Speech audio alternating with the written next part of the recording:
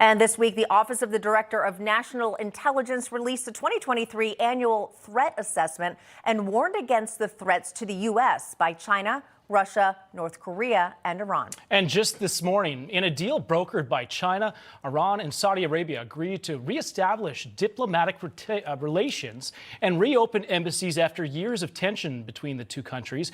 Joining us now to discuss his national security and global affairs expert, Laura Ballman, and retired Air Force Brigadier General Blaine Holt. Thank you so much for being here.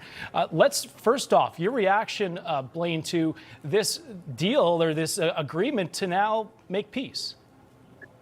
Well, on its surface or retail value, you might say, oh, this is good news. We're going to see less violence in the region. I would hit the pause button on that type of thought. What's going to happen if you see Saudi Arabia move into the orbit of the BRICS is we will see the United States dollar as world reserve currency threatened. We will then see other nations follow Saudi Arabia's lead. And while there may not be violence between Iran, Yemen, and Saudi, certainly if you're in Israel today, you've got to be very concerned. And then economically here at home, this is the cotter pin that China has always wanted economically.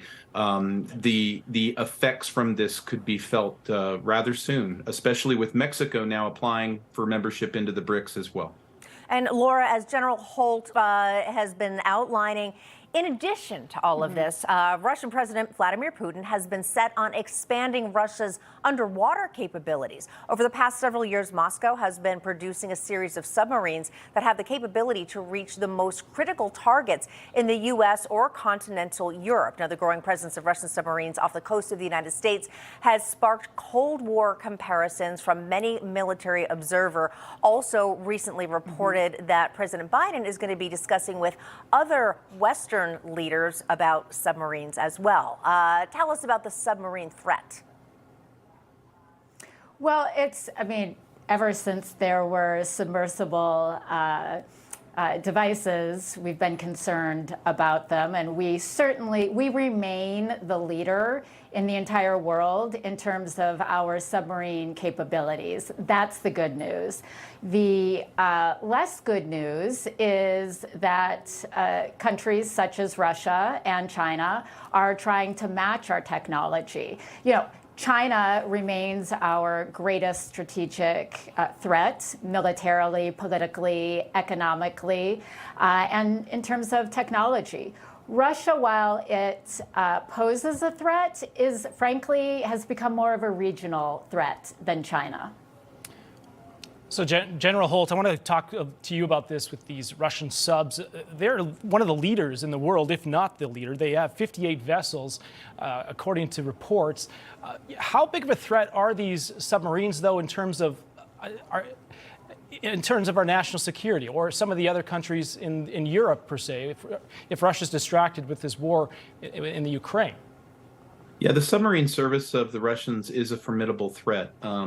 It's an excellent point to make that it's not as technologically sophisticated as our Ohio class or the coming classes of subs that we have in development.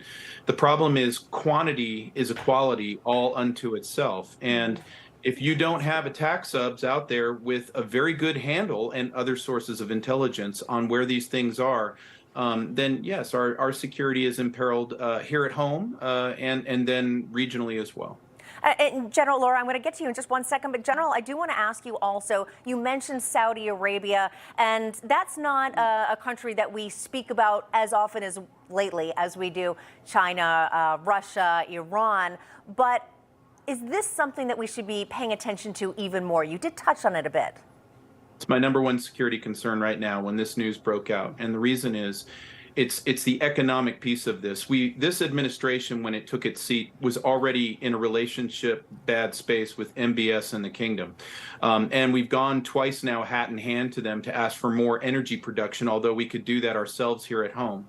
But this last case is, we have enjoyed a lot of influence and a lot of prosperity at home here because of the petrodollar and the U.S. as the standard currency. If Saudi Arabia is now moving in the direction of China and is going to start softening on transactions going to some multinational currency, that's going to pose a very significant problem for us, and it will be soon. Laura, there were 7 years of war between these two countries and tensions. We look at this on the surface and it looks like they've made peace. There's diplomacy here. But how long can these two set aside their differences? There's still a lot of allegations about some of the conflict that they've had.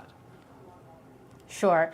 Look, anytime a Sunni-led government and a Shia-led government show a bridge, a diplomatic bridge, that's a positive thing. That does not mean that all of their differences go away. I mean, they're fighting a proxy war in Yemen, which, back to the general's point about economics, is one of the reasons that China wanted to get involved. It's not just because China wants to show that it is a superpower, but also because it wants supply chains for energy that are undisturbed by Western interference. And in Yemen, we know that there are rare earth mineral deposits that can't be exploited or extracted until there is peace. So China definitely has its eye not only on Saudi oil, but on Iranian oil.